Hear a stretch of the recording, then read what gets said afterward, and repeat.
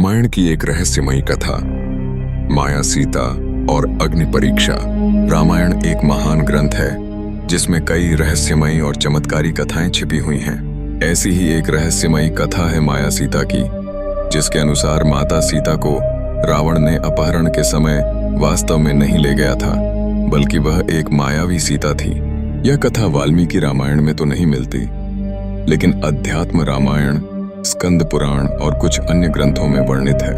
कथा का प्रारंभ जब भगवान राम, माता सीता और लक्ष्मण पंचवटी में निवास कर रहे थे, तब लंका नरेश रावण अपनी बहन शूर्पणखा के अपमान का बदला लेने के लिए छल से सीता का अपहरण करने आया। लेकिन इससे पहले कि रावण उन्हें स्पर्श करता, अग्निदेव भगवान राम के पास प्रकट हुए और बोले, हे प्रभु, यह समय संकट से भरा हुआ है। माता सीता अत्यंत पवित्र हैं। यदि रावण उन्हें छुएगा तो यह अपवित्रता होगी, इसलिए हमें एक उपाय करना होगा।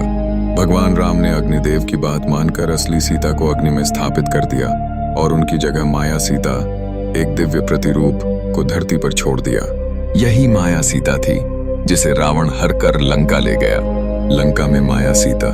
रावण ने माता सीता को लंका में अशोक वाटिका में रखा, लेकिन वह उनके समीप नहीं जा सका, क्योंकि माता सीता ने अपनी पवित्रता और पतिव्रता धर्म की शक्ति से एक सुरक्षा चक्र बना लिया था।